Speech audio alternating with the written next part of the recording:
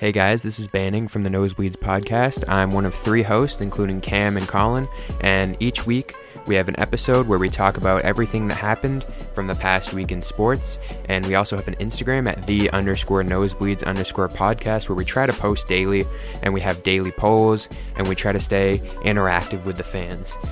If this interests you and you would like to listen to the podcast, we would greatly appreciate it. We're just starting out. At the time of this recording, we're only 4 episodes in, and each week we're trying to get better and improve. So if this sounds like something you want to listen to, hopefully you'll check us out. We're on Spotify and Apple Music, hopefully YouTube in the future. And if you want to find the older episodes, episode 1 and 2, we are on SoundCloud, but all the new episodes will be on Spotify and Apple Music from now on. And we have updates on our Instagram almost every day. So if this sounds like something you would like to listen to, hopefully you'll check us out, and we'll see you in our next episode.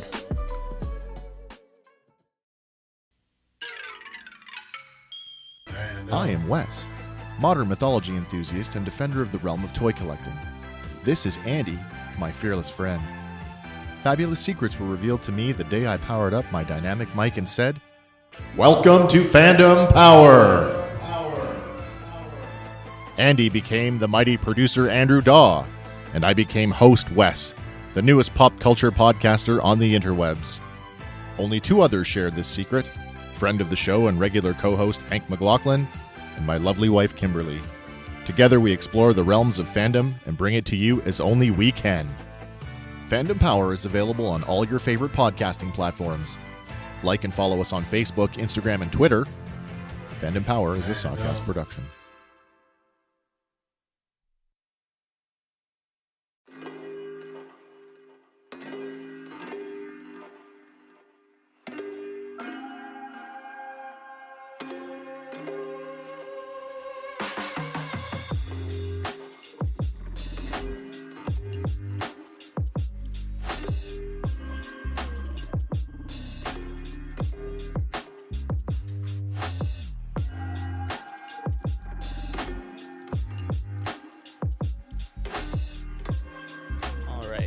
Welcome back to the Square. I am your host, Curtis the Fifth. I'm Curtis the Fourth. So, this episode's just going to be a continuation of last week. We discussed the beginnings of free agency as everything was just kind of popping off. We are a week out from that, so a lot of stuff has changed. A lot of stuff has happened. So we're going to dive into that. But before we get into all of that stuff, a little bit of housekeeping. First things first. Go follow us on Twitter. It's at _square pod. We have done a couple of polls. There's a lot of information going out there in response to all of the free agent signings and whatnot. Plus, if you guys are looking to see us grow and this community grow, because we do want it to be a community of sports fans, rather, where we are all having open forum discussions and whatnot. Just go ahead and follow us and make sure you're sharing, and subscribing to our videos and our podcast in general, whether you're listening to us on YouTube or on any other platform wherever you get your podcast. So outside of that, let's talk free agency football in the NFL. It's the biggest story right now. How are you feeling going into this, or guess coming out of this week and a half to kick off free agency? I'm very disappointed for obvious reasons. The Bears was just a disaster in this past week. Where we was on the mountain high, now we're in the valley low, and we're back to just back to the basics, and back to square one. They want to say Plan B. I think it was just the original plan, but with that being said. Based on the hoopla of the Russell Wilson and Deshaun Watson sweepstakes, I think that might have possibly delayed Chicago's approach, the first couple of days in free agency based on the negotiations. And in the process, we ended up with, our biggest signing, which was Andy Dalton. So, yeah, I'm not going to harp on that, but other than that, I thought throughout the week, it was some real interesting signings that came across the airwaves. Would have wished I've seen the Bears a little bit more in there, but I think they got some key pieces, key defensive players, and again, status quo. Bears, Bears gonna put a team out there. I don't have a whole lot of optimism for next year.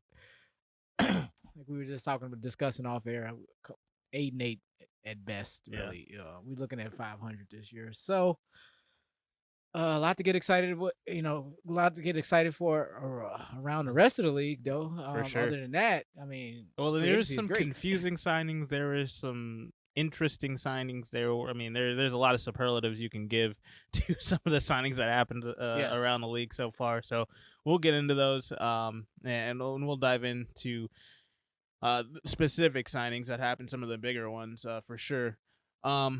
Is there any specific one that stands out to you the most since we last talked? The most. That was a lot of signings. One that really shocked me more than anything was AJ Green to Arizona. That one floored me. It was one of those. I didn't really think AJ Green had a lot of takers whatsoever. Didn't even give it much consider. I didn't consider much thought of him ending up somewhere. I thought that he probably wouldn't have got signed after the draft at some point, and like he would just been kind of a afterthought. And Arizona showed themselves to be very aggressive in his first couple of weeks of free agency, and put in the body of work of him with that offense. Not bad. That was it was just it was I don't know if he's going to be the AJ Green of old. However, doesn't have to be. Not at all. And that was my point. It's like, man, just to add this guy on as a second, third, fourth option, it's like, man, the depth that's scary. Yeah, I mean, you go from a number 1 in Cincinnati to a number 3 in Arizona. They got him on a 1-year deal, $6 million, $6 million guaranteed. So he's getting paid every single time he goes out there, injury guarantees and all. So, I mean, I like the signing since he doesn't have to be a number 1 anymore. He doesn't have to kind of carry Joe Burrow and the rest of that suspect offense over in Cincinnati. Not saying Joe Burrow is suspect, just they don't have much around him, unfortunately. So, and AJ Green, he's been known for being a fantastic wide receiver, just hampered by injuries. So for him to not have to carry the load as much definitely will help him out with his career. Extending that as far as he can. He's 32, and hopefully this takes a little bit of the edge off of him, being the fact that he doesn't have to just like be that guy out in Arizona. He can just play within his means. I mean, he's behind DeAndre Hopkins and who else is over there? Christian Kirk. And now it's him. Isabella. Yeah, Andy Isabella. I think Larry Fitzgerald is going to go elsewhere. He still hasn't decided on if he's retiring or if he's coming back for one more year, going for one more ride. No one knows.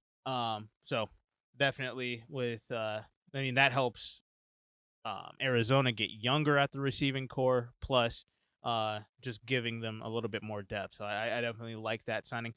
The wide receiver signing that shocked me, Kenny Golladay going over to the Giants, that one, it just came out of left field. Like I knew he was going to go talk to them, but I didn't think that there was much substance coming from that discussion. Only because, I mean, he had other suitors available. Clearly, I mean, obviously the Bears were one of them. He gave him, I think, a $12 million deal, and then he also had Baltimore swoop in late to be a contender. So if he wants to go win, you can go get money there. And they think they were doing anywhere from $11 to $13 million guaranteed, which is on par for what he ended up getting with Detroit.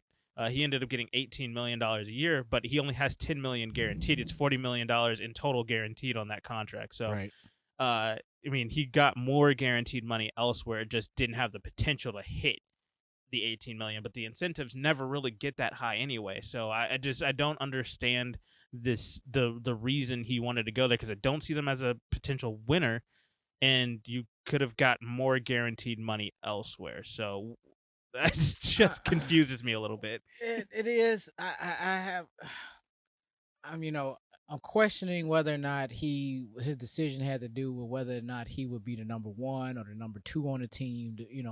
I know that Will came he out. will he give his opportunities to hit those incentives as opposed to being a number 2 or number 3 on some other team? Well, that's only with Chicago. You're definitely going to be the number 1 in Baltimore, and you're going to be a contender. Well, he never considered it. Like I was translating, like, let's just as an example. Let's say Kansas City reached out, because Kansas City was reaching out for a lot of the top wide receivers. True.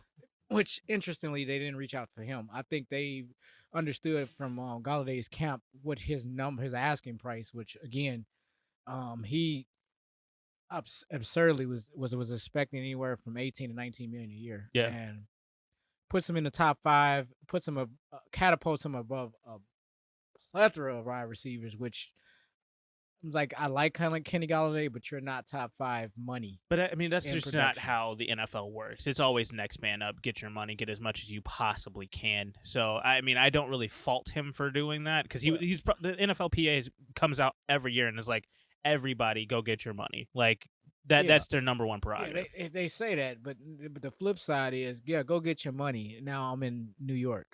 Good luck winning there. You know, Exactly. It's like you exchanging a paycheck for wins, or for, you want to, I don't want to say legacy, but for the opportunity to try to win a championship. And like, because you could sit there and they can try to spin it and say he's the building block for our new direction and for building a championship, Super Bowl contending team. Well, it's just him, and who else over there? Is Sterling Exactly. Shepard still over there? That's what I'm saying. They can't even sell that. Then, like, he can't sell that. So I mean, it was a money grab. He went out there and he got 100%. paid. Now I get that. Go get your money. But 4 years, $72 million, $40 million guaranteed. I just want to make sure we get the actual contract out there. And I mean, it's gonna all be fine next year, because he's gonna be he get all his money up front.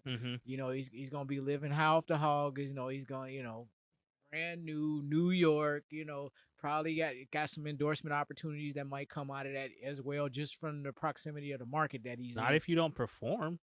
Well, that remains to be seen. And yet, with all that being said, I mean, if I had to predict, they over there with Chicago. But look here, we're looking at 6-7 wins this season, if that. If not 5.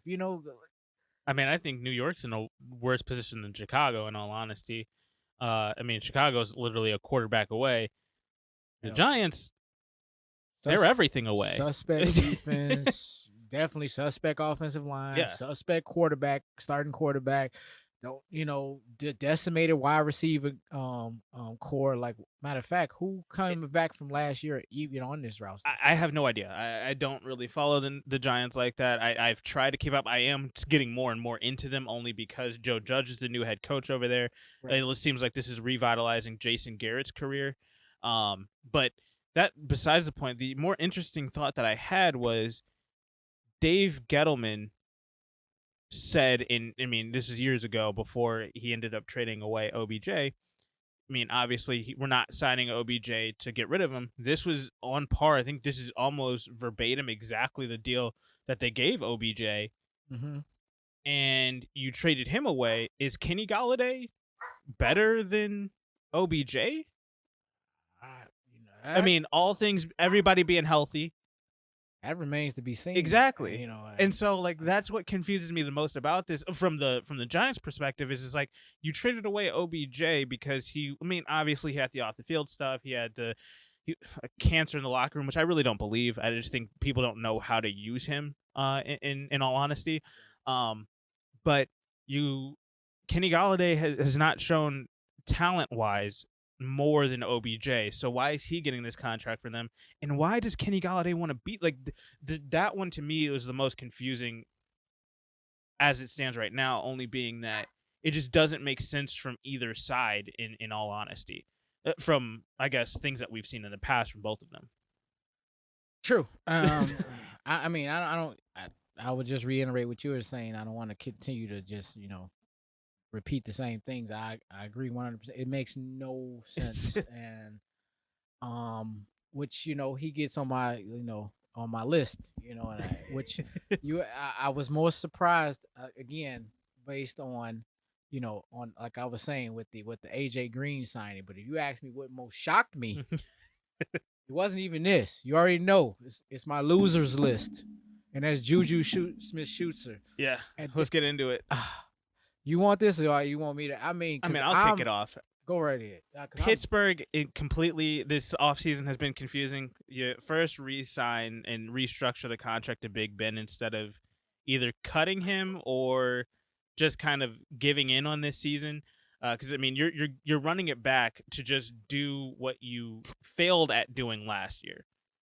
Right. So you're going in with the exact same team with the exact same mentality with less defensive help. Like it doesn't make any sense what Pittsburgh's doing to start. Juju and Big Ben finna step their game up now to pick up for the defense too. Cool. Like let's see how that works. Oh God. 2-time losers, Juju Smith-Schuster and Kenny Golladay. You ought to be ashamed of yourselves. And look, you went in so hard on Kenny Golladay. We get right back to Juju. Yeah. However, this move here proves my point. This is what I'm talking about. Yeah, I said if he leaves Detroit, he would be just fine and he'll be able to show it. But this signing makes me feel like Kenny Golladay won't be able to. Please call me. Please, I mean, write to us. Do a comment, anything. Just bring this smoke. I want to talk to Kenny. I have to get inside the head of this man. For sure. Now, taking that apart, sidebar from there, back to Juju. Yeah. Even worse. Yeah, Juju. Even worse. I don't like this about the Juju signing because first off, he kind of like pissed and burned down the entire bridge leaving. At first, he was saying some really weird stuff, some really cryptic tweets went out. And then all of a sudden he was talking to his teammates and telling them, hey guys, I love you guys, but man, it looks like I'm going elsewhere. Like I'm looking to get paid. I'm looking to go win. And then all of a sudden, out of nowhere, the most confusing thing is that you sign a 1-year, $8 million contract with $7 million guaranteed. Cool. You get to go back to where you were, and you're comfortable in Pittsburgh, and you're going to be able to get more money next year, potentially, if everything works out the way that you want. And then all of a sudden, we're seeing money come back into the league, into the salary cap, because we're recovering from COVID. But that aside,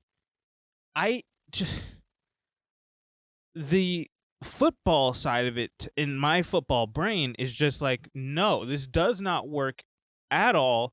Juju Smith-Schuster, you're going to this is literally beating a dead horse. This is the definition of insanity. You are going back and doing the same thing over and over again, thinking that it's going to change, thinking that it's gonna work eventually. Nothing's changing. You're not fixing you're not addressing the defense. The defense was fantastic last year, but now you've lost so many pieces on that side of the ball. Plus, on the offensive side of the ball, you've lost a lot of guys on the offensive line. Big Ben's getting older, and I've been saying it for 3 years now. He's not the same dude. He can't carry your offense. And now you got Juju, Chase Claypool, Deontay Johnson, and James Conner running it back. Like, this does not make any sense whatsoever from either side. So you're right. I think Kenny Golladay was a more shocking signing. The most confusing signing is the Juju Smith-Schuster one. I mean, yeah. I mean, he gets the reward. I mean, he gets the award. Hustling backwards award. I mean, because what are we prolonging the inevitable to figure out what do you want to do with your career next year, next offseason? I guess gives him time to think about what he wants to do. I mean, But then why do you say what you say on your way into free agency? That's the other thing that confuses me. Like, you made it clear you did not want to be in Pittsburgh, and now everything's just all hunky-dory? Like, I don't know if the coach, Mike Tomlin, and Big Ben locked this guy in a room and had a whole DeAndre Jordan. Yeah, forced this man to put your thumbprint on the monitor and sign. I don't know what happened. Like, did he sign under duress because he took less money to stay on in a worse 1-year situation deal? In a situation, yes, which is not. You could be like, okay, if they brought everybody back, exactly, maybe I can kind of see, because it kind of just trying to run in the back. It went off the rails in the last month, in the last 4 weeks of the season. I get that. That's not what's happening here. It was a complete 180. something happened that's not coming out. And he's going on like he made the best deal ever, and I know people, you hear people on ESPN, well, he made the best deal for him, and Really what? didn't. You hear stuff banter, which absolutely, that's what I'm getting at. It'd be that one, that one guy swinging for the fence on ESPN just saying something outlandish as this signing was. And my beloved Chiefs. They turned down the Chiefs. The Chiefs came to him in his camp to offer this guy the ability and the opportunity to win and compete for a championship. And I guess, I don't know, maybe being a third option is just below this guy for some strange reason. Now, with that being said, getting outplayed by Chase Claypool and Deontay Johnson, am I saying it right? I think it's Deontay Johnson. I mean, like, what are you talking about? You weren't even the best receiver on your team, let alone all you had to do is show up and then run your route or series of routes. Just because honestly, it was a layup and he just blew it. Honestly, because the KC situation, I mean, Kansas City, when he turned down Kansas City, I knew he wasn't looking to win. I thought he was looking to get paid, and then because when this happened, I was like, okay, I heard that it was looking like he wasn't going to Kansas City, and that's the thought process that I had. I was like, okay, he's not looking to win, he's looking to get paid. Cool, you're 24 years old, go get your money. I don't care. That's fine. And that would have made sense. That would have made so much sense. And then I hear that he resigns to Pittsburgh. I was like, oh, they just gave him the bag then. Like, they just wanted him to stay. They gave him all the money that they figured it out somehow. And then I looked, and you had called me about it, actually, when it happened. And I was just like, oh, yeah, I saw that he resigned. He must have gotten broken off or something like that. And you're like, no, not at all. He took a worse deal. And I was like, oh, I got to look into this. The 1 year, $8 million, $7 million guaranteed is just not it. By no means was this a win, like in any situation. I mean, like, for real. Like, okay, I'm coming back. Okay, we can stand toe to toe with the Kansas Cities and the Baltimores and the Buffaloes of the AFC. Dude, what are you smoking? And can I have some, please? Because I mean, I need it. I mean, whatever you're on, because I need the hope that you got with Pittsburgh and that Chicago. Kind of reality, I mean, man, it must be nice being you. Yeah. I mean, dude, did you even read the fine print? I ain't even gonna say the fine print. Did you read any part of the contract? He surely or didn't. did he There's just no look for where do I sign? Yeah. And he just signed out like he did I a think blank his check. agent literally sent him a DocuSign document and just said, "You don't even got to worry about it." I have to find out who his agent is, and then from that point, I need to find out who are some of his other clients or her. I mean, I'm just not gonna assume it's a guy. Yeah. And then I need to go on this public rant about how this person needs to be fired. This guy doesn't deserve a job. I mean, you did a horrible job with Juju. I mean, you gave this guy. Okay, we got you three. We got three curtains. Behind curtain number 3 is the Steelers. We know everything that's behind curtain number 3. We've seen it before, and it's going to be worse than what we've actually seen. Right. And yet he turned down curtains 1 and 2 from Baltimore and.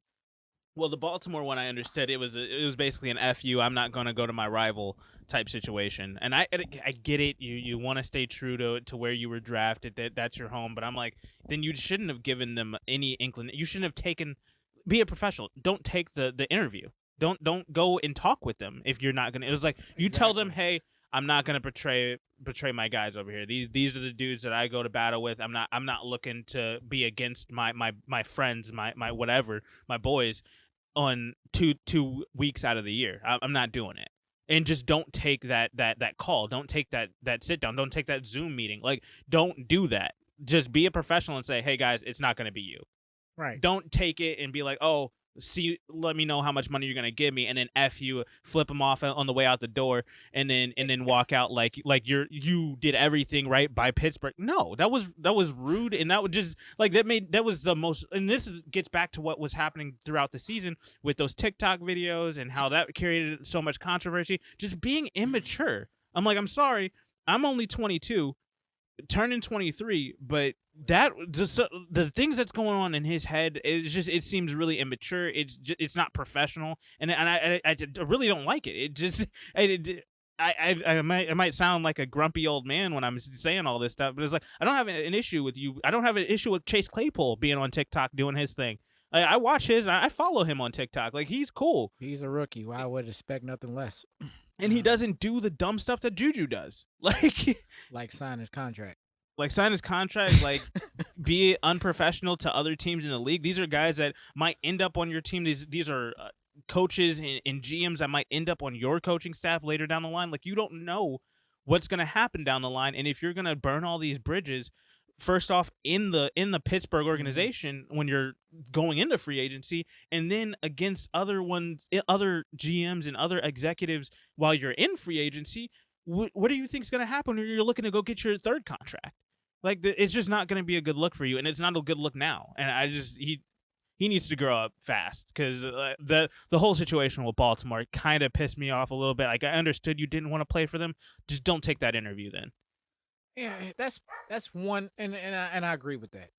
I wonder if part of his thinking was, if I'm gonna go anywhere, not only am I going to go somewhere where it's a contender, but I'm gonna get paid too. And if not, I'll just go back to Pittsburgh. Like, but obviously something was going on his way, because he was leaving. That's why I'm confused. Something changed his complete. Like, he just abandoned his thinking and just he went completely that never 180. happened. It went completely left Right, field that out of never nowhere. happened. And now it's like, oh, we're good. I'm good, man. He's putting all these tweets out like, "Let's go Pittsburgh Nation," like all this other stuff, and I'm just like, this is a complete, like, if you go down his timeline, it's like, dude, this is it flipped on a switch. It was like, one was saying "F you" to the Pittsburgh Steelers, and then the next one was like, "I love you guys. We're back. We're gonna run it back." I'm like, okay. It just that signing did rub me the wrong way. The more and more I think about it, the Juju Smith-Schuster situation really didn't sit well with me. So, man, let's talk about some of these other wide receivers, though. Please. Outside of the two big signings, Kenny Golladay and Juju, those are the biggest, and I guess misses or most talented wide receivers available. I think I'm telling you right now, before we go, I want to conclude this, then we can segue. Okay. I'm telling you right now, I'm trolling them all year. I'm bringing it. Y'all gonna hear about this Juju and this Golladay thing. 2-time loser award. These dudes. I am so hot with them. It's not even so. He's just some Bears fan. It's just. I mean, the Kenny Golladay one doesn't have anything to do with the Bears to me, only because, like, when Baltimore got involved, I was like, oh, I wouldn't even be. I told you this. I wouldn't even be mad if he went to Baltimore. Like, I would love that. I would love to see him succeed. It makes sense in the idea of you taking the best situation, like you're trying to get the best money situation for yourself. So you try to put you right. These two cases, a completely abandonment of that thought process, to the point of, well, at least Golladay has the potential to get paid. more money. I mean, because you're getting $10 million guaranteed with the Kenny Golladay situation, but you had more guaranteed money on the table with both the Bears and the Ravens. That's what kind of throws me off in people saying that, yes, but he can get up to 18 million or 18 and a half, whatever the number is. It's cool, but that doesn't happen in the NFL. Sorry. That's just a sad fact of life. Incentives never grow to being their absolute max. That's saying you have to win the Super Bowl. That's saying you have to be the Super Bowl MVP. Right. Like, it's damn sure not going to work in New York or some low-level team. Unless Daniel Jones is the MVP of the league next year. That's what I'm getting. What are his odds? Like, come on. What's the Vegas odds on that? And that's my point. It's like, well, Baltimore would have been a perfect candidate for you to possibly incentivize Moving on. I digress. Let's move on. So the other ones that I want to talk about, first off, your guy, Will Fuller, 26 years old, goes to Miami, 1 year, $10.6 million. I'm not sure how much of that is guaranteed. That number hasn't come out for me anyway. I haven't checked it yet.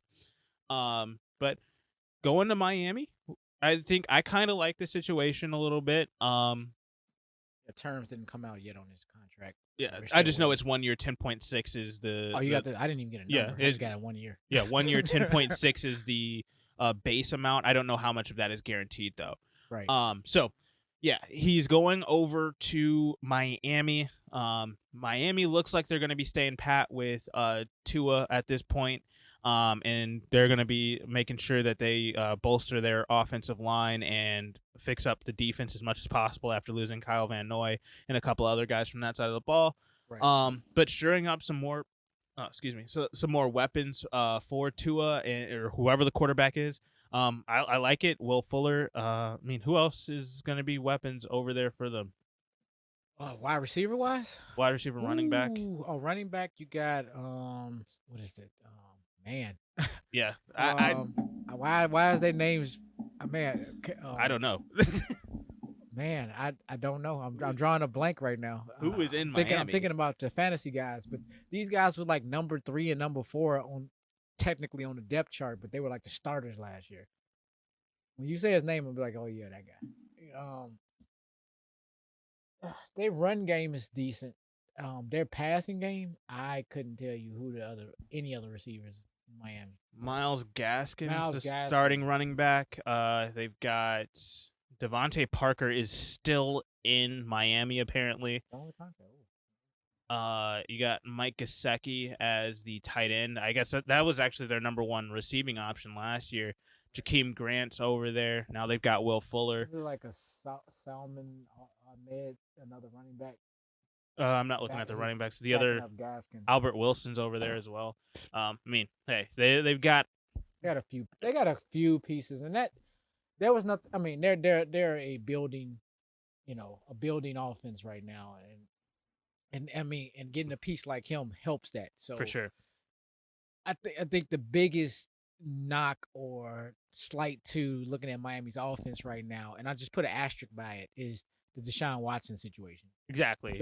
We don't know what's going to be happening there. Exactly, and that's what's pending that. But with that being said, solid. I think it's still a solid signing. You know, I was a little jealous of. I'm like, oh, I thought Chicago was really going to get in on this. Yeah, it doesn't look like Chicago's moving on any other wide receivers at this point. No, it was go big or go home, and they just went home. And I'm like, wait a minute, you got to come back with. Well, Will Fuller was already signed by the time Kenny Golladay got signed, so I understood that they were really going in on Kenny Golladay, and then it was happening simultaneously. It was just like, oh, they're gone.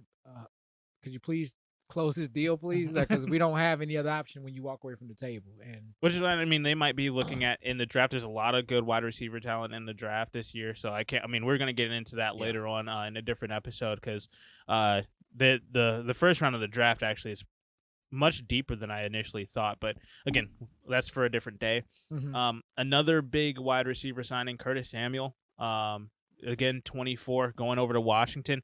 He got his money, and he definitely is going to a actually pretty promising situation in Washington than I had previously thought was the case with Washington. Right. They ended up signing Ryan Fitzpatrick. We talked about that last week. Mm-hmm. They've got a couple of guys over on the defensive side of the ball, and then they go again and get another, I think, underrated wide receiver in Curtis Samuel. 3 years, $34.5 million. Again, I don't know how much of that is guaranteed. Didn't get that number yet. But man, I like the Curtis Samuel signing. I think that definitely bolsters that receiving core, especially with Terry McLaurin coming back, and then you're gonna have who is it, Gibson coming back. Yep. Gibson. Yeah, so I'm slowly liking what they've got going on over there. Depending on what they do in the draft, they can definitely kind of completely rewrite this script. So Washington's a sneaky team, and I don't like the conversations that's happening nationally with this division at all. There a lot of people are saying Dallas is the number 1 guaranteed team to definitely win this division next year. And I'm like, hold on. Washington won it last year, 7-9, and got better. Did I fall asleep over the weekend? Did Dallas pick up a whole bunch of defensive players? Not at all. They actually lost Byron Jones. So, come on. Let's chill out with that. Oh, their offense is going to be that good this year, huh? Just because they got Dak. Right. Really? I mean, come on, man. We saw what they did with Dak 2 years in a row. And let's not get into ragging on Dallas. 5 games, Dallas. Calm down. Pump your brakes. Not going to happen. Yeah. Move on. So that's a Dallas needs to chill out, and they need to actually fix their team before they want to start talking about winning the Super Bowl again. And truth be told, arguably, if I had to say, based on just free agency alone, it looks like the Giants will be the next team in line. They, if nothing else, they have been aggressive in Yeah. free agency. I don't like the Galladay signing. I However, like Washington to repeat as division champions, and hands down. And I think New York is definitely coming in. I mean, they were second place last year, so come on. I know we're talking like a game, and it just but still, you could tell. If you, the eye test would tell the story that Dallas and Philadelphia was just an absolute mess, and the division was just a mess as a whole. But you do see the upside with those two teams, with these two franchises, exactly. Where the other two, it remains to be seen what's going to happen. So Dallas has a lot of work to do, and Philadelphia's got that's a nasty situation, and we can get into that later. Thank goodness the season doesn't start till September. Exactly, so they got time, but not a lot. They got a lot of work and maybe not as much time as they think they do, but they got time. But I think the most underrated signing for wide receivers this offseason so far is Emmanuel Sanders goes over to Buffalo on a 1-year, $6 million contract. I like it a lot. I like that for Emmanuel Sanders. However, I don't like that for Buffalo. I think it was like a raping. I mean, in the aspect of $6 million, what did you do? You was in New Orleans with all the opportunity and the space in the world, and he did nothing. I mean, I was very underwhelmed by him last year. But I think that they was he not used right? I think they wasn't used right, and I think the whole Michael Thomas situation really obscured what they wanted to do with Emmanuel Sanders towards the end. Because I mean, you saw it in the second half of the season. They started to figure it out and get what's his name? Tayshaun? Not what is his name? Hill. No. The other wide receiver. Oh, Tavon Smith. I know you're Smith. talking about. I can't Whatever. He ended up kind of filling in for Michael Thomas a bit more as the number one, and they wanted Emmanuel Sanders to be the number two.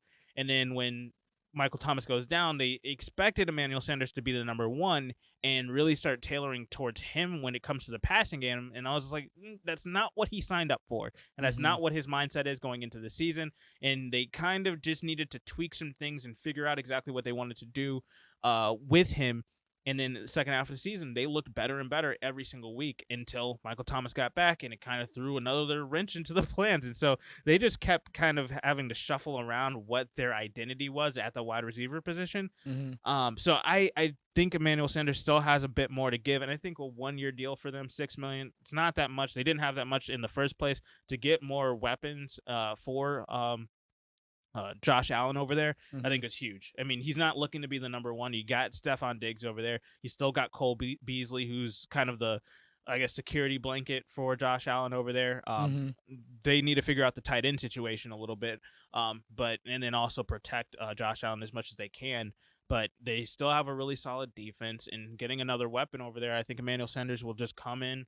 He's just got his runners routes, give him another opportunity, another read for Josh Allen, and they can definitely run it back next year. I think I really like the signing for both Buffalo and Emmanuel Sanders. Emmanuel Sanders doesn't need to be the number one. Plus, Buffalo gets some depth at the wide receiver position in case anything happens with Stephon Diggs throughout the season. Exactly. And if he shows any signs of what he was like back in with the 49ers, I'm going off last year, and I know last year could be kind of handled with an asterisk to a degree for various reasons.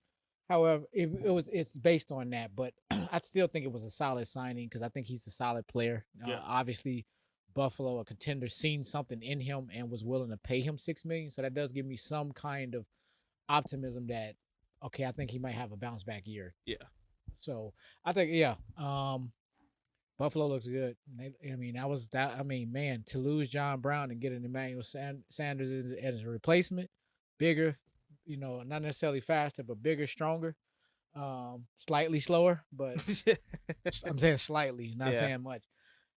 I liked it. The signing is solid. That's why I said I didn't like it for Buffalo over the money. It was it is for what I was seeing some of these receivers going for. I'm like, wow, he really got paid for this, I mean, for 1 year though, it's not a multi-year deal, and he's definitely going to be back on the market next year. And I think this is going to be the part of his career where he's deciding, well, if I'm going to run it back again, I'm going to go to a team that's a contender, and that's exactly what happened right here. He was with New Orleans because they were a contender, and now he gets released by them due to money and cap restraints as the salary cap went down. Mhm. And then he just decides, hey, I think Buffalo definitely has a shot at running it back next year and getting back to the AFC Championship game.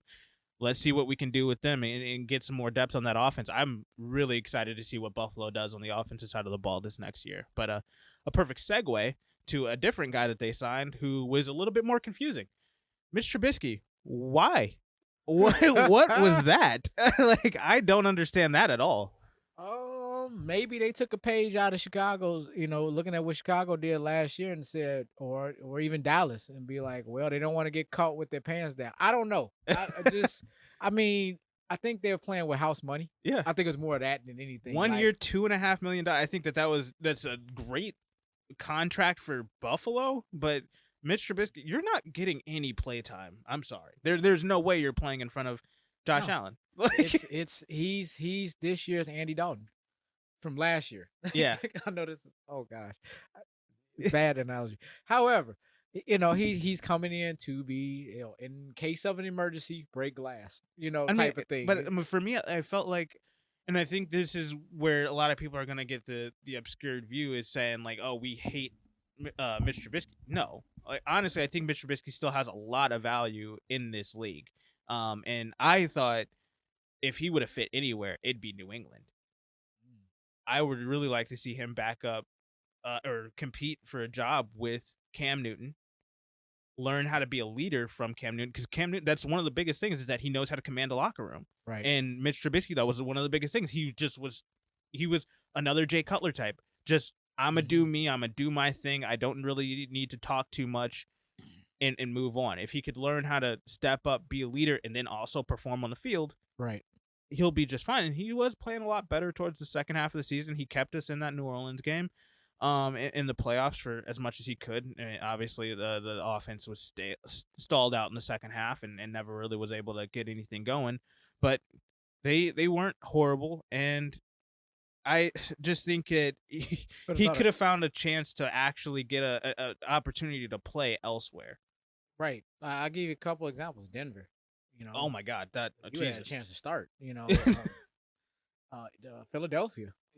Yeah, they're not sold on Jalen Hurts, and the owner is, but the coaching staff right. I'm isn't. saying it's not a consensus, right? Yeah. Like, is this our guy? And there's nothing wrong with that. It'd have been like, at least you was put him in a situation where there was the possibility that he might be able to actually play this year, 100%. and contribute while he's still, not sat out a year. And if you were looking to sit out a year, go and back up a legend. Go to Green Bay. Go to Tampa Bay. Like, what are you like? I just for Mitch Trubisky, it just doesn't make sense why you're looking to sit behind Josh Allen all year. True, and I mean, man, it's quite a few teams. 49ers, Atlanta. Like, you had but a lot of, I guess the league is a lot of the league is just down on him. I guess so. I was shocked for where he went. Like as you just said, I thought the first thing came out of my mouth was he's never gonna play. Why would he? We're never gonna see him next year, right? I think that hurts him only because, I mean, okay, you're basically, unless something tragic happens to Josh Allen, we're not gonna see you play, and the last memory we're gonna have is you being on the bench all year and then getting benched for Nick Foles. You know what he's supposed to did? Just with that, just on that note alone, he was supposed to sign whatever. He could have took the same 1 year, $2-something million and signed in Green Bay, and would have just stuck it to Chicago. Why? Because Chicago needs a wake up call now. Really, and I think that would have just been the crescendo to this whole quarterback carousel nightmare that we had in Chicago. Yeah, I'm done. It was just a sidebar, not a segue. All right. Let's talk about some running backs then. I guess to me the biggest signing, Chris Carson returns to Seattle, 2 years, $10.4 million, 5.5 guaranteed over that contract. So Chris Carson returns to Seattle, continues to be a weapon for Russell Wilson over there, if Russell Wilson is there. Thoughts? I mean, I don't. Well, I mean, cool. I mean, it is speculated that Wilson will not be there much longer, if not another year. Yeah. So signing him to a 3-year deal, you better go ahead and start beefing 2 up years. your ass. Oh, I thought he had signed with. I thought he had a 3-year deal. I'm like, okay. It might have been. From what I saw, last thing I I'll saw look was it a back 2 up. years. But look, okay, Yeah. we'll just go with 2 right now. But you gotta have to have somebody there when if or when he leaves. But at the same time, you needed to give Russell Wilson some type of weapons on the offensive side, even though the biggest weapons that you can give him is an offensive line right now. 100%. I mean, because granted, he been playing with 2 receivers for like over half his career. Like he has no receiver depth whatsoever, and they just got rid of their number 3 receiver by way of David Moore. Like, what he do? Who's the guy throwing to? I don't even get into this. I'm No. about to go down on the Pete Carroll rant. I digress. I like the signing. I like the signing for Seattle. I thought it was great. In light of the, Russell Wilson debacle, I didn't want to see that. It was just kind of pissing me off. As a Bears fan, like you, ML for you. How dare you? Had a nerve to go and re-sign with Seattle. You see, Seattle's a mess. Why would you go back to them? I just knew he was going to go somewhere else, and that would have just been perfect because it would have left Russell with with nothing, and it would just been stewing all year. And I'm like, oh man, we're gonna get him for pennies on the dollar next year. But no, he signs, and now the stability of the run game is back. And well, if he stays healthy, that's the biggest thing is that they still don't have depth at the running back position. I mean, I think DJ Dallas is still there, but outside of that, that's it. And both of them are injury prone. So what is like that's the only thing. I think Seattle needs to fix their training staff because they need to be able to keep these guys pliable for the year. I forgot about their number 2 rusher. Wasn't even thinking. Russell Wilson? Russell Wilson. Yeah. Exactly. He's gonna be the number 2. Oh, now they got to do double duties. Hey, Russ. I mean, I'm sure that's what you wanted to sign up for this 100%. This is what happens when you're passive aggressive. Now we all in some mess now. What? Yeah. Chris Carter. I like the signing for Seattle, like you said. I think he was just looking for the stability. And that's fine. I mean, there's not too much behind it. He would have helped any franchise. Honestly, I really like Chris Carson as a running back. Solid. I think he could bring. I mean, he's only 26 years old too. Like, man, he could have worked anywhere. It's like, man, for 7 games, he gonna give you everything he got. Yeah, I mean, when he's playing, he is amazing. But just that's it. When he's playing, right? He's the Will Fuller of running backs. I think that. I mean, let me ask you this: what running back signing do you think was the most underrated? Underrated. Give me a second here, because there wasn't a whole lot of them. There wasn't. There's only 4 since the last time we talked, or 4 major ones anyway. Most underrated signing. One quick second. We gotta flip this page one time.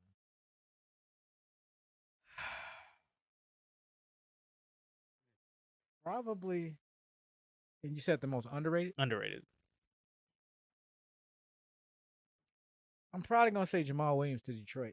Ooh, okay, fair. I'm not gonna even. No, that's fine. I was figuring you not necessarily gonna have the same, because I'm very curious as where you're going with this. Yeah, we can get back to this one, but that was mine based on. It was a couple things. One, I didn't even hear about the report, so I came across it haphazardly. Like, is that the Jamal Williams from Green Bay? It is. Detroit. They didn't have the money to keep him in Green Bay. See, Detroit can't even afford the alerts. They're struggling. Yeah.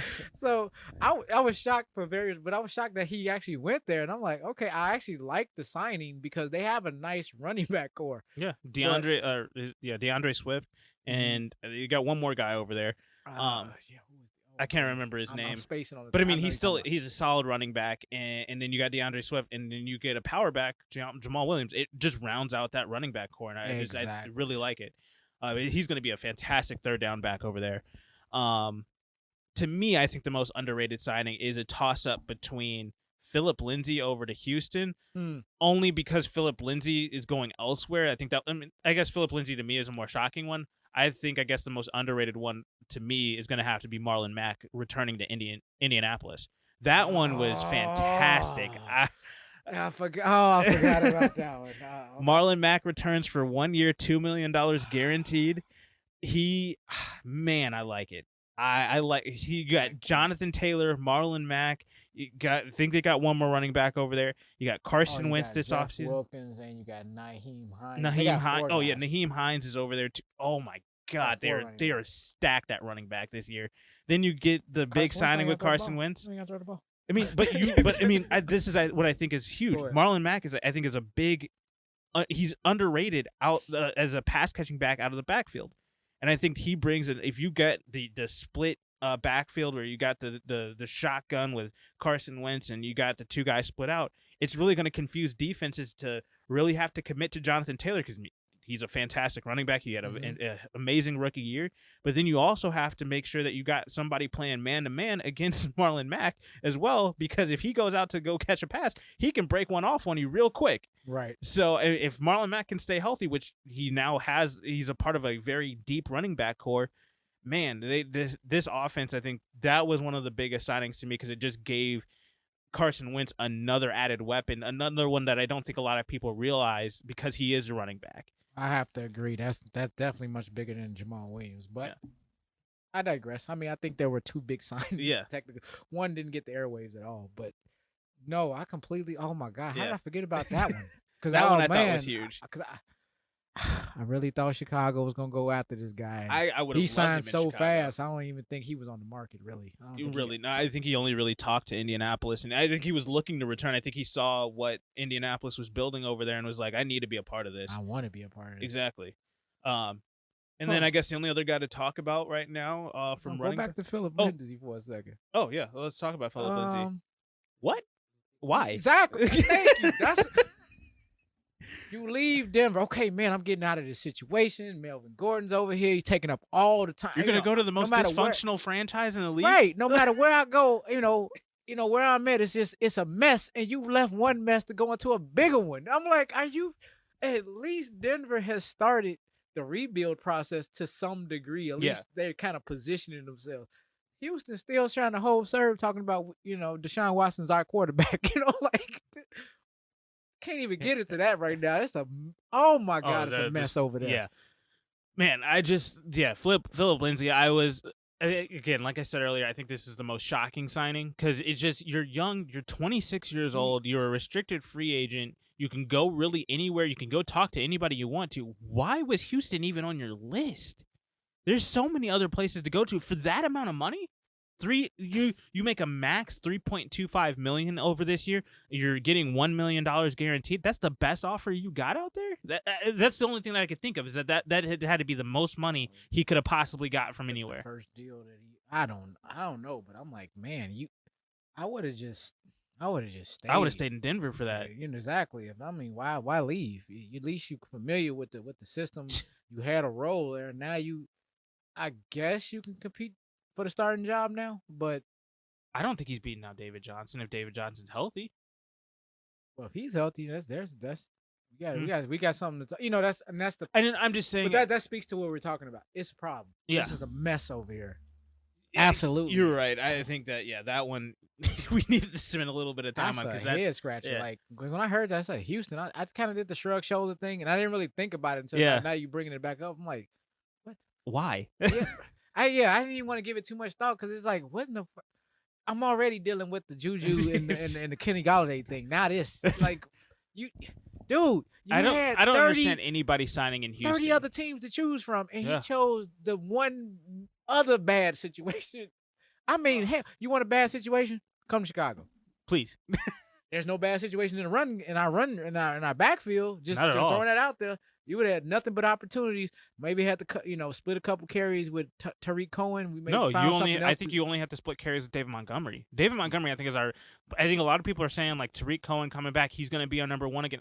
Absolutely not. Sorry, David Montgomery has been a workhorse over the last 2 years. They're gonna kill that noise. They better because this is ridiculous. I'm sorry.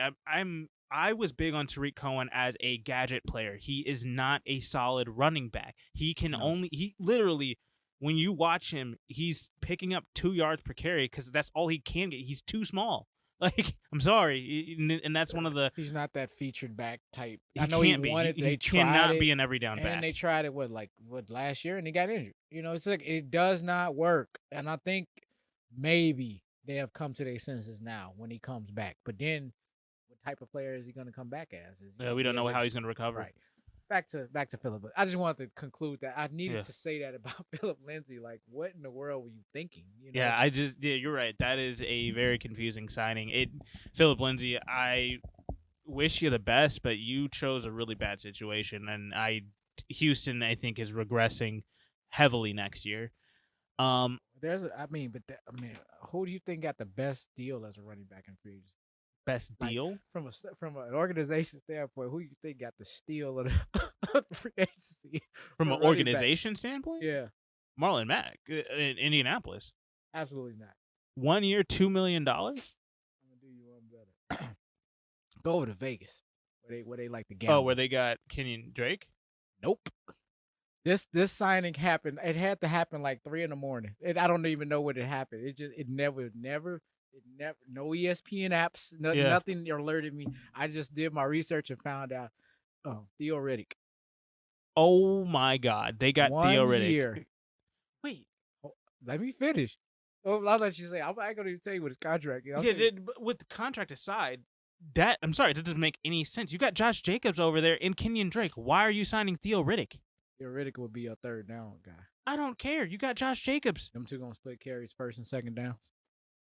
This is why Vegas is Vegas. Jesus Christ, that makes no sense. That's more confusing than the Philip Lindsay one. Let me hear. When you hit a deal, it will make all the sense in the world. He has a 1 year deal. They did not disclose with all the incentives and all the money is, but he is guaranteed $50,000. 1 year, $50K. I'm 100% over it.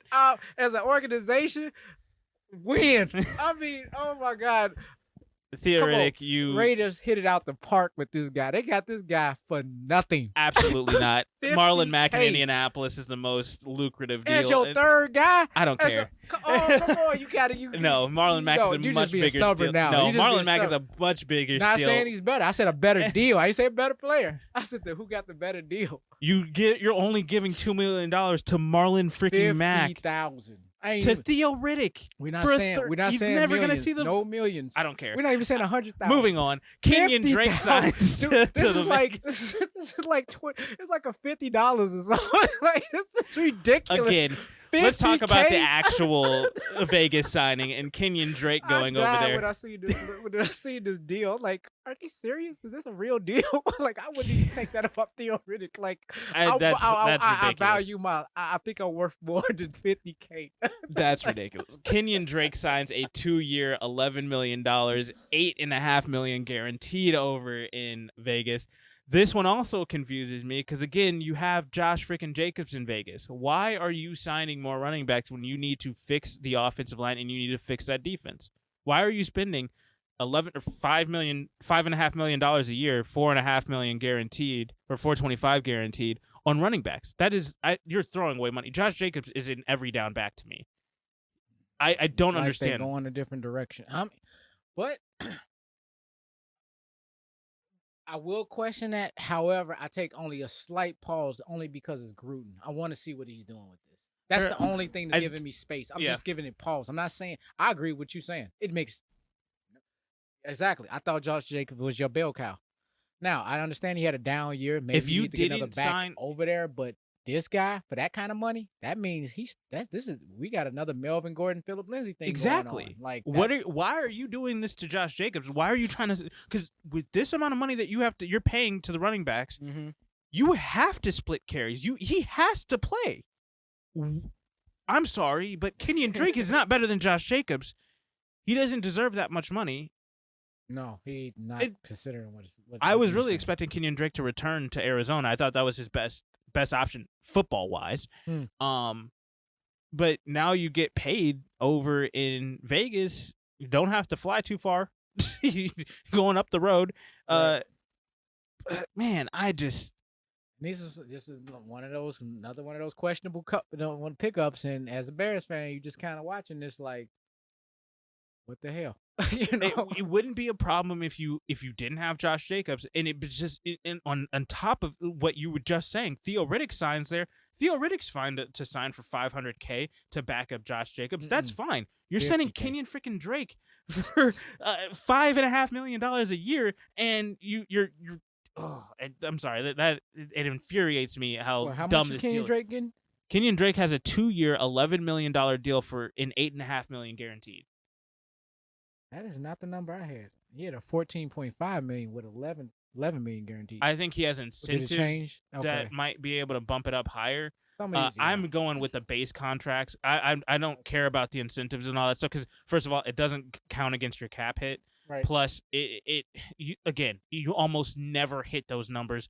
Sorry, Vegas, you're not going to the Super Bowl. You might not even make the playoffs. So all of those incentives are going to be misses anyway. I'll tell you right now, they won't.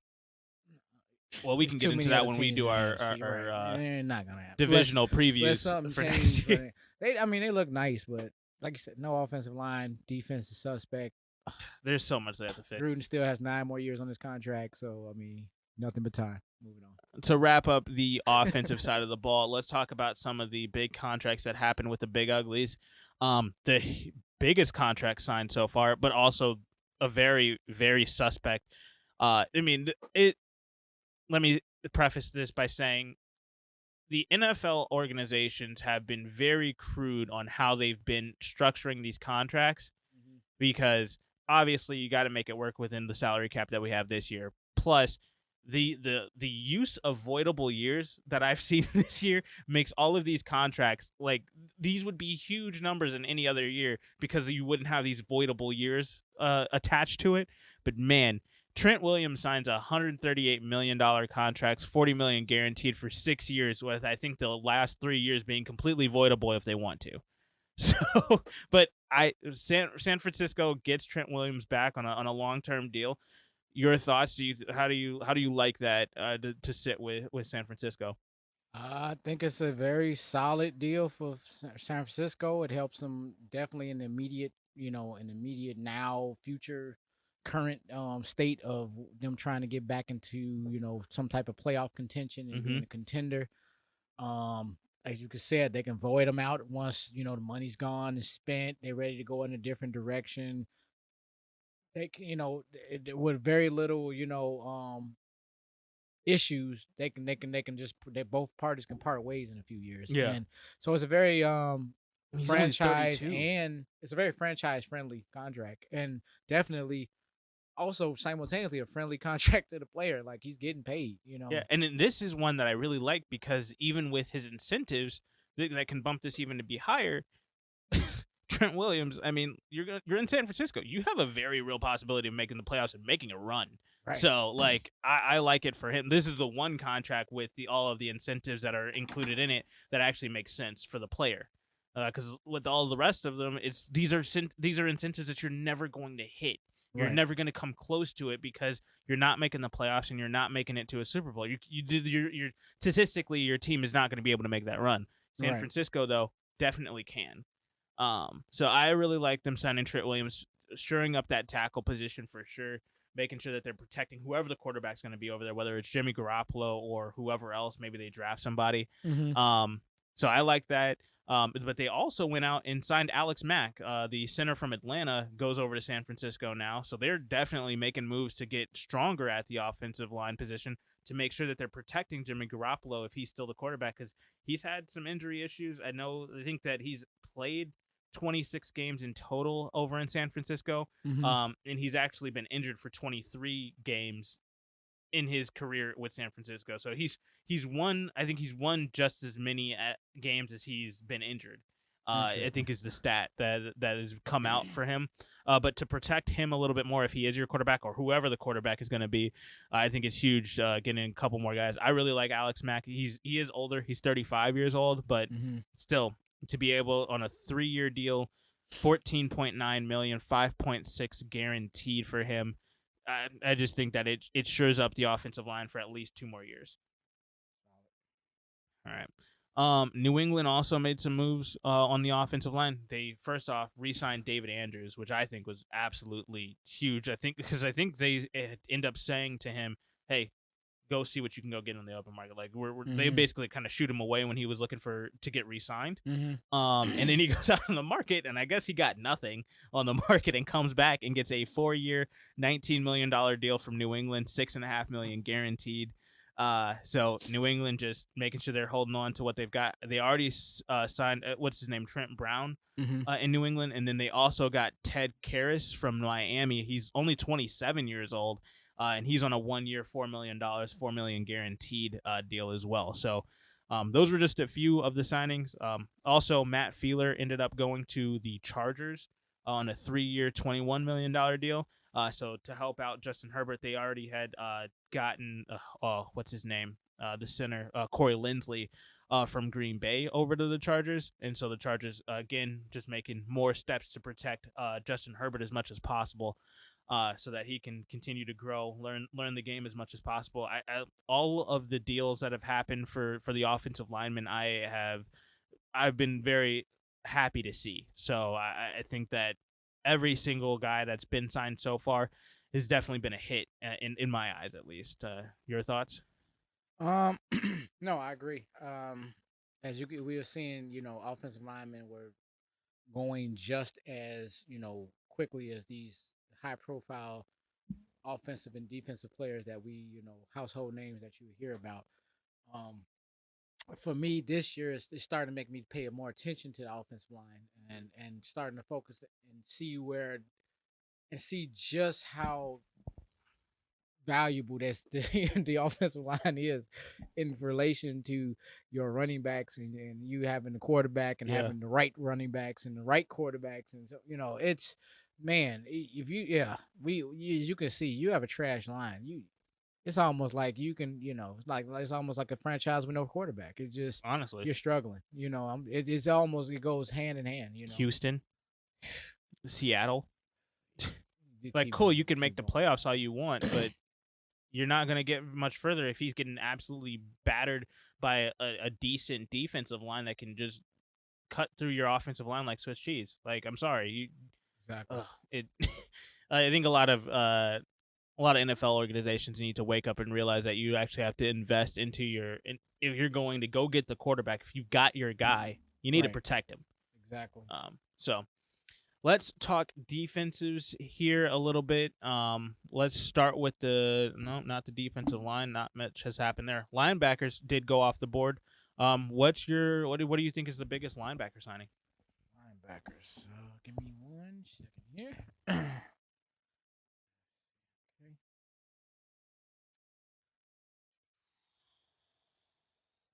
Get me on the spot here.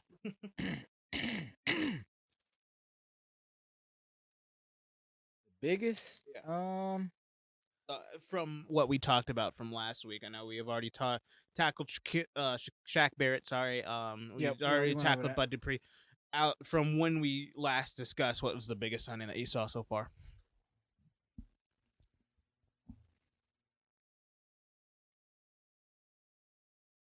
When I say biggest, I'm saying most impactful. We already talked about Van Noy. No, we haven't.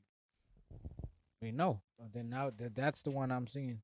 Yeah, that's mine. I think Kyle Van Noy going back to New England is absolutely massive. Now, please explain to the listeners what exactly happened with.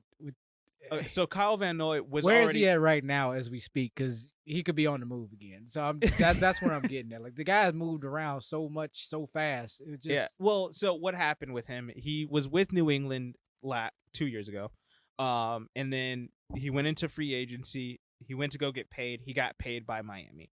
He had a fantastic year with Miami, in all honesty. He was one of the reasons why that defense took the next step that they did last year, where everybody was shocked at how well Miami played last year. It was due to the defense, and Kyle Van Noy was a big part of that. Now, money restraints hit Miami kind of hard this offseason. They had to cut quite a few players. Kyle Van Noy was just a part of those cuts. He's 30 years old, so he is up there in age a little bit, but not too much older than a lot of these guys, in all honesty. But he still has a lot of good football left in him. So he's going to go figure out where he can fit in the best. I mean, he's gotten paid a little bit already. He's already got a lot of his guaranteed money. So, hey, let's go see what we can. Let's go win again. And so then he goes back to New England, signs with them there this offseason. On a 2-year deal, $12 million, $6 million guaranteed. So he's back in a situation where New England has been very aggressive this offseason and in free agency in general in trying to make sure that they're shoring up their team as a whole. Where they've gone to go get offensive linemen, they've gone to re-sign Cam Newton, they've gotten offensive weapon help. Finally, they've gone and gotten Kyle Van Noy to help out on the defense a bit, and then they've getting guys that opted out from COVID last year. All of those guys are coming back, and you still got Stephon Gilmore out there on the trade block. So I mean, there's a lot of things that they can do. They still have the 15th pick of the draft, like. Man, they are in a very, very good position, and I think the Kyle Van Noy signing just even furthered that to help give them more depth at a linebacker position that they're getting guys back that are returning from COVID opt-out. So I think they're in a really good situation, and I can't wait to see what they do in the draft. Yeah, they're New England's back. They're dangerous. I'm like I was kind of like finally relieved, like, okay, finally some new fresh blood in here. We could finally move on and turn the page. And no, Bill Belichick said, "F that, I am coming back with a vengeance." He was, I honestly think he took the Tom Brady and Tampa Bay winning the Super Bowl personally, as he should have. Yeah, should have been a personal shot to him. Like, yeah. It kind of reminds me of the whole Shaq Kobe thing when Shaq won in Miami. Oh wait. Shaq already won in Miami. Yeah. And Kobe was stewing. And then when Kobe finally won those extra two in LA and he finally got on the podium, he was just, you could tell he just needed to one up him on something. 100%. So yeah, that he don't even care if he didn't catch Jordan. He just wanted to surpass Shaq. So, yeah. You're seeing the same thing. Yeah, right I think for sure Bill Belichick is really looking to make sure that he cements his legacy as the guy that was the reason for this dynasty, and he's doing everything that he can to make sure that I don't think that he has to, and I don't think that even Tom Brady has to. I'm kind of tired of the whole new LeBron Jordan debate, who's better, and this is the NFL version of that. Who was the reason why everybody has been tormented by New England for the last 20 years. And I'm just like, okay, come on. Yeah. Tom Brady couldn't do it without Belichick. Belichick couldn't do it without Tom Brady. This was because they both are fantastic at what they do. Bill Belichick can build a team. We're freaking seeing it. This is a team that a lot of people are scared of going into this next season in 2021. Obviously, he can build a team. And obviously, we just saw it. Tom Brady just won a freaking Super Bowl. He can do it too. He can still play. Like, come on, let's build teams too. He brought a whole boatload of players with him. Well, hey, that was New England 2.0. So let's again, Bill Belichick can build a team. So let's just wait because there's more coming this year. Oh yeah, watch. Just watch. We already seen the wizardry and all the pop and circumstance. I swear you could have moved Tampa Bay they should be in Vegas because for all the smoke and mirrors that they did, how in the world did they bring everybody back? That is a question. Under what cap number did they have to be able to, you know what? It doesn't matter. We can bring everybody back and it'll all fit under the cap. Somehow. I'm still looking at this Shaq Barrett contract on my page here. Oh, God, it pisses me off that they were able to get that done. Yeah. Moving on. Yeah, exactly. Other linebacker signings, I think another big one, Christian Kirksey from Green Bay, 29 years old, goes over to Houston, of all places. 1 year, $4.5 million, $4.5 million guaranteed. The only reason why this one's kind of important to talk about for me is the fact that Green Bay's defense gets worse. So they lose out on a very talented linebacker in Christian Kirksey. I think this is more about Green Bay than it is about Houston, because I'm sorry, Houston, you're not going anywhere this year. Right. With the situation that you're in, cool. You're doing what you can to sell this to your fans, but sorry, if you don't have a quarterback, it's not getting done. So Green Bay, they've got a lot of work to do. I mean, they really haven't been making too many moves in the first place. They've lost their Corey Linsley. They've lost Christian Kirksey. There's another couple of guys that they are missed out on. They still have Alan Lazard out in free agency. I know he's a restricted free agent, but he's still out there to be signed elsewhere. So I'm kind of confused a little bit with Green Bay, but also I know that they're really looking at the draft as a place to grow. All the signs point to the draft at this point. Yeah. All right. Other than that, linebacker signings that I've seen, Denzel Perryman from L.A. goes to Carolina on a 2-year deal, and then Devondre Campbell from Arizona returns to Arizona on a 1-year, $4 million deal. Cool. I mean, Yeah. not much to really say about those signings. They're just looking. They got either their money or they're looking It's beefing up the roster. Yeah.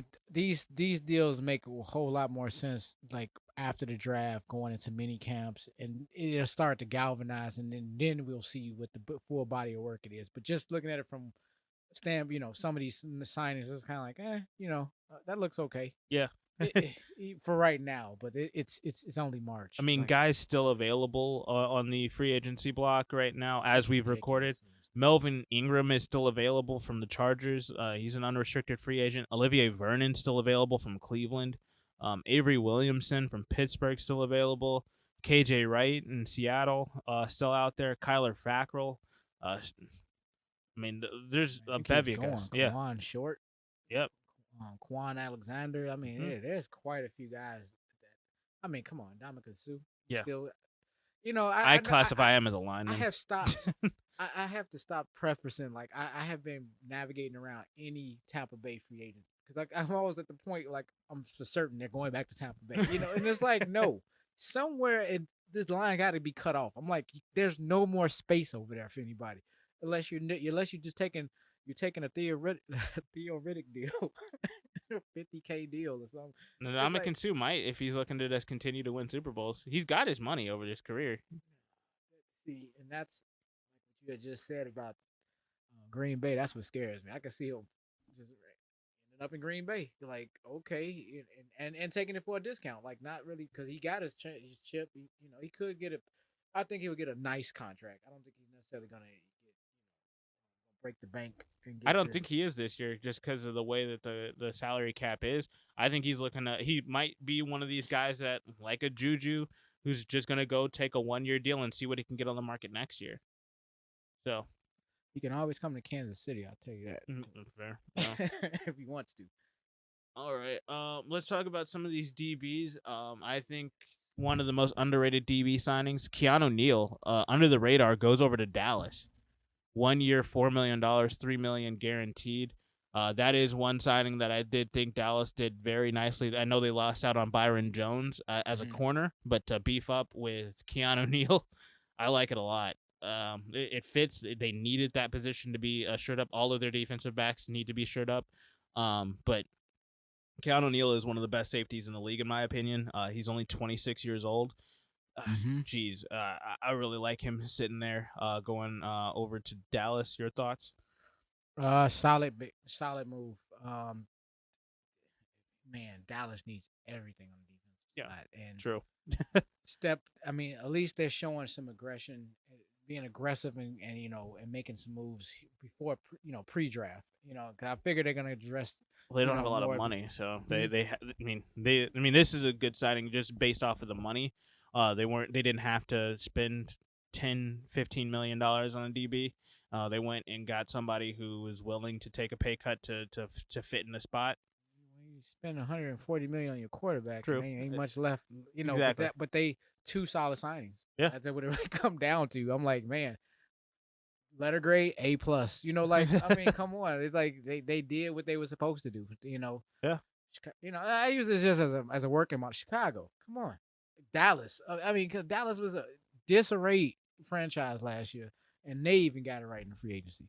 Yeah. Well, I'm hoping that next year, with more money, Chicago is able to beef up the DBs, and Keanu Neal's going to be back on the market next year. So let's see what money he can get there. And I'm saying that to say this, just like we were talking about how great New England was, in their signings, and they were, and they picked up, a boatload of players, and they just every day you looked up, they're picking somebody up or they traded for somebody. Yeah. Like, I'm like, oh my God, they it's like all these moves they're making.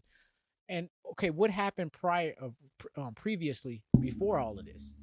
They missed the playoffs. True. And this is what sparked all of this.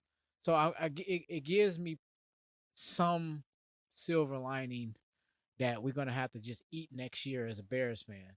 I think and so. then it's the year after where we'll be positioned again to move forward, and figure out what's next. And we'll be where maybe with a new regime. Right. And I figured like where New England is today is where Chicago can be next year, but yeah. Unfortunately it's gonna possibly have to come down to that. Where Chicago's gonna have to miss the playoffs. Like it being where we are, you can't 8-8. I don't think so, sir. I think y'all need Well, to be I like think 5 with the different signing that happened, Chicago just might miss the playoffs next year. Minnesota got Patrick Peterson on a 1-year, $8 million deal. It I mean, like, I know he had to like see Chicago on the list and was like, I'm good. Like yeah, and just said a number nah. 5 defense, and I'm like, I'm good. I'll just go over here. Exactly.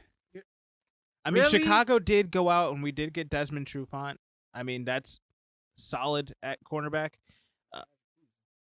Obviously, but I mean, hey, we got him on a cheaper deal. So, and it's only a 1-year deal.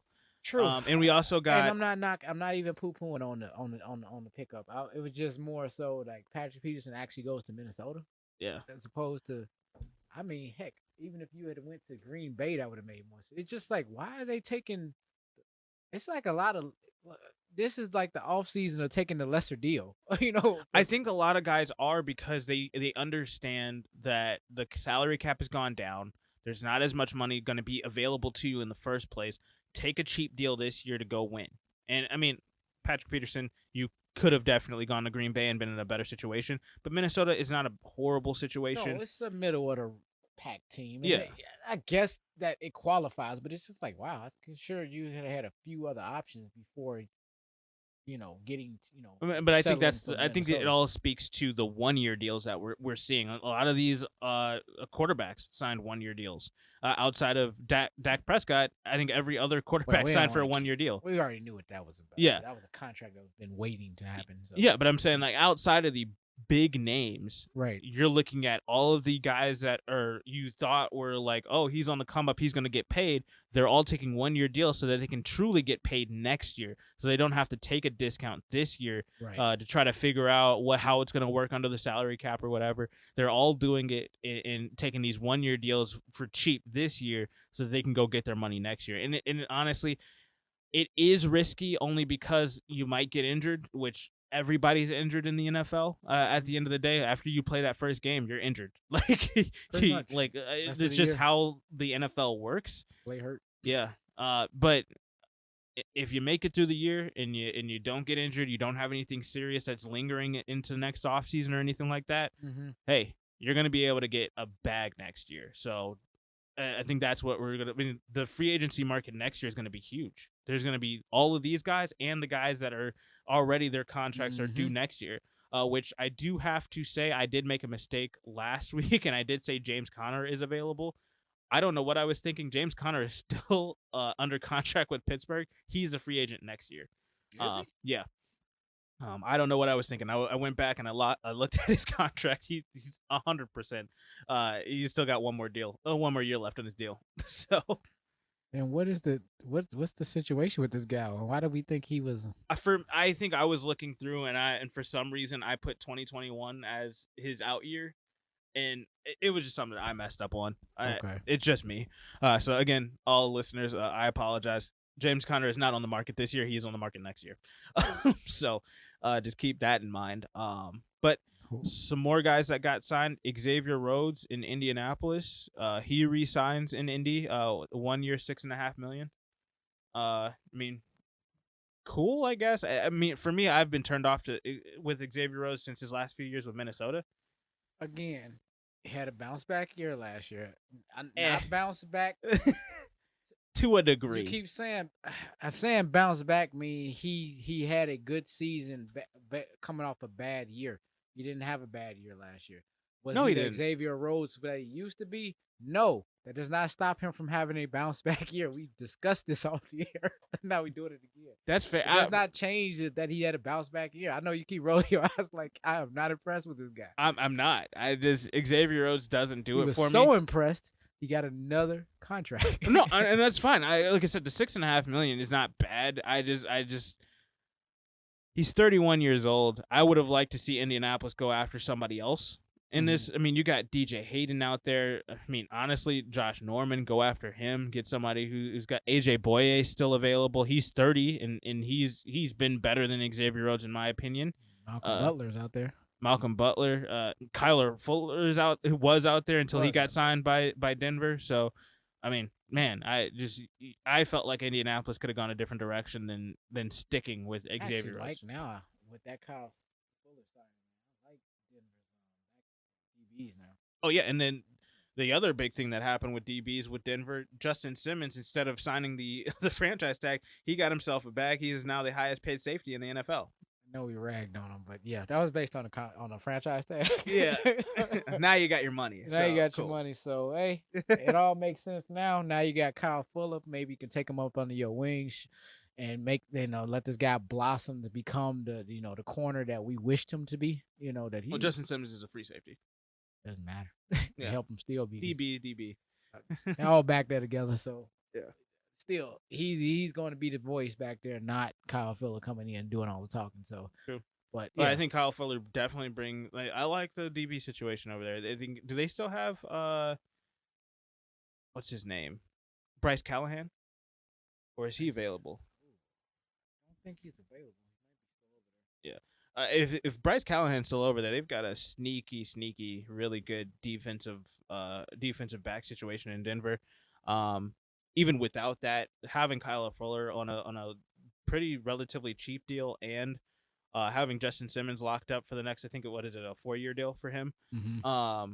I think that Denver's kind of set in that situation. He's still there. Bryce Callahan? Yep. Yeah, so, as a nickel cornerback, he is fantastic. I mean, that's what his role was with Chicago, and that's why he ended up going over to Denver in the first place, because Vic Fangio is now the head coach over there, and he wanted to stay in the same system, stay in that same role, and it still works for him. So Bears over there surfacing up, and the Denver Bears over here. Oh yeah, a bunch of guys went over there. I think Adam Shaheen's over there as well, the tight end.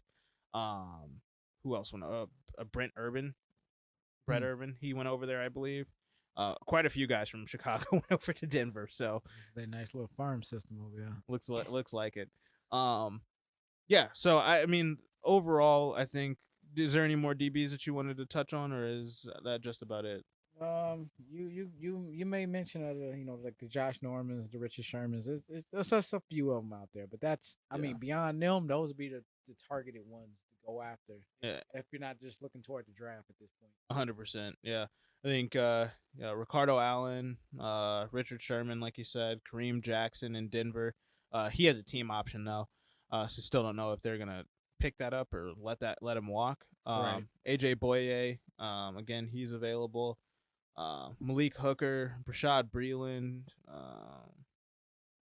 Carl Joseph. I mean, there's a lot of guys. Andrew Sendejo still available. Like, man, there's a lot of guys out there that are available in the defensive back position. But again, I don't think a lot of these guys are gonna finally sign contracts until after the draft and all. In my opinion, They're just not because touched at all. Yeah. So, man, I think just overall free agency has been a hit. There's been a lot of good signings. I mean, there's a lot more signings to come, and I think from now on, we're probably, as we get into some other topics in the NFL and in the sports world, we'll touch on these at the beginning of a few episodes, because they're going to be coming in a lot slower now. Mm-hmm. So we'll touch on the big ones as they roll in. Any cuts that may happen as well, we'll touch on those as well, as a lot of guys are kind of changing up their rosters right now. So. Stay tuned for all of that stuff. Do you have any other things before we part here? Just I wanted to run through a couple of signings that happened in the last day or two. Yeah. Did you hear Mike Davis got signed? I did hear. Didn't care. 2-year, $3 million guaranteed. With Atlanta. Yeah. I mean, hey, $3 million to become the starter. Not a bad deal. I mean. Took advantage of Christian McCaffrey injury that, and then the phantom, one game back in week 11 of the last year, and then gone again, just with another injury and was promised to come back every week until the season never ended. did. And never came back. So Mike Davis gets a 2-year, a 2-year deal, gets the opportunity to start in Atlanta. Not necessarily the greatest situation to win, but a team that is looking to rebuild and restructure their identity. I'm gonna say rebuild because rebuild would be like, okay, Matt Ryan's gone, he's leaving. Well, they Julio don't Jones. have to. To me, they can't get rid of Matt Ryan. His contract is ridiculous. Oh, And him nobody's and taking it. Julio Jones, they're there for life until their contracts. Well, until they get to the point they where their expire. contracts are able to be moved off of, because then you have all your guaranteed money up and all that stuff. Right. Once all of that's done, then yes, they can go into a full-fledged rebuild. But I think you could still rebuild right now. I mean, you've got the 4th pick in the draft. Go get a new quarterback. Go get one of the young guys. Have him sit under Matt Ryan for a year. I don't think that's a horrible idea at all. No, not I think Matt Ryan's a better guy to sit under for a year than Alex Smith was with Patrick Mahomes. definitely. I mean, Alex Smith never had a MVP like season as Matt Ryan did, so I mean, he can teach him something. Right. So I mean, I just think that Atlanta still has options this year, and they've got a really, really good draft spot.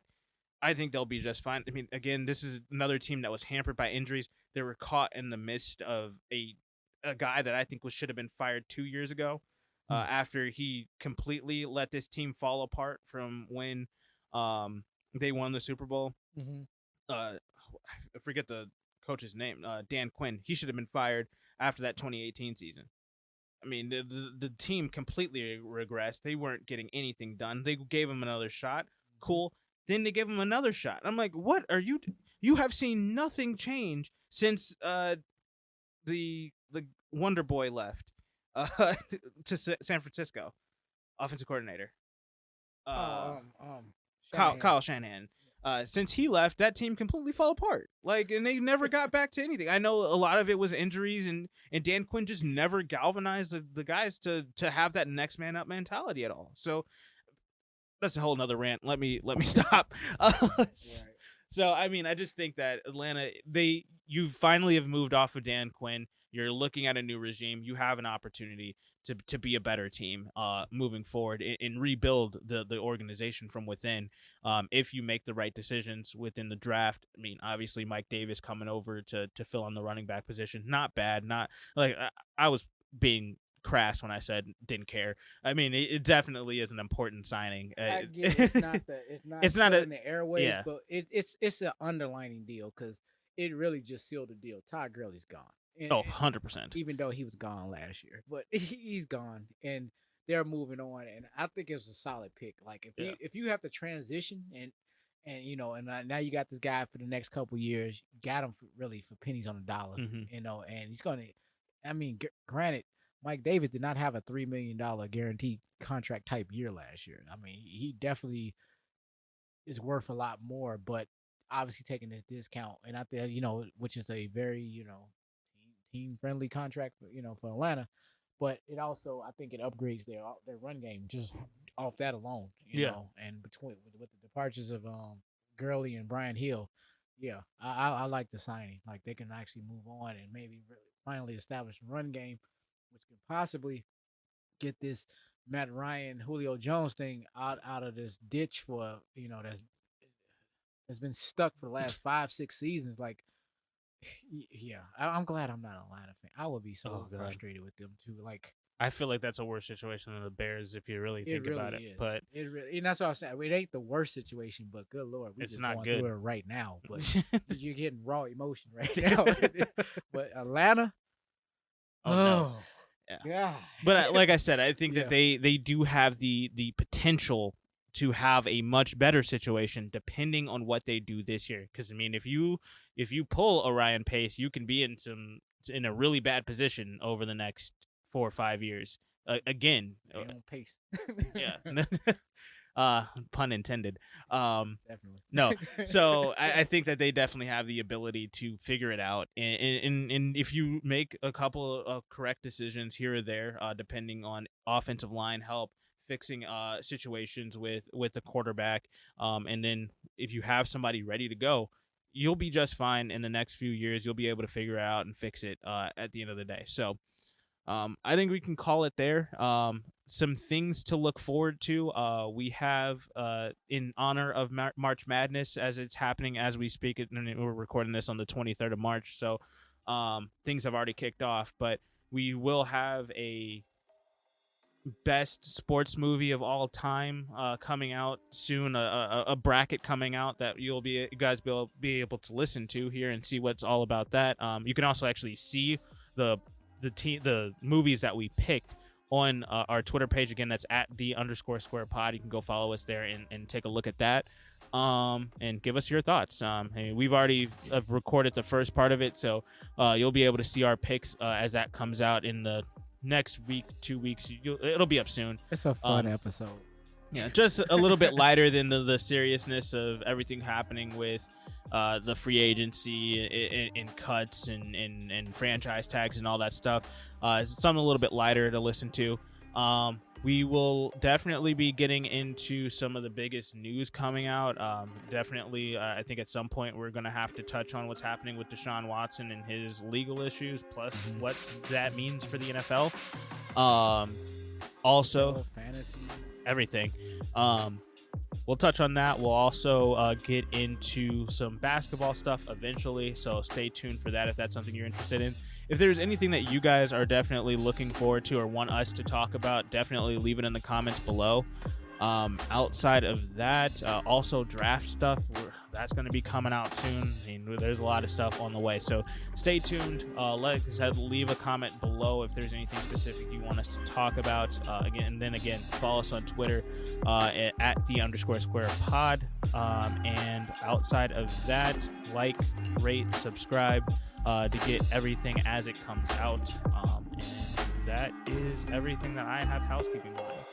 So thank you guys again for listening, and we will catch you guys on the next one. Have a good night. Peace.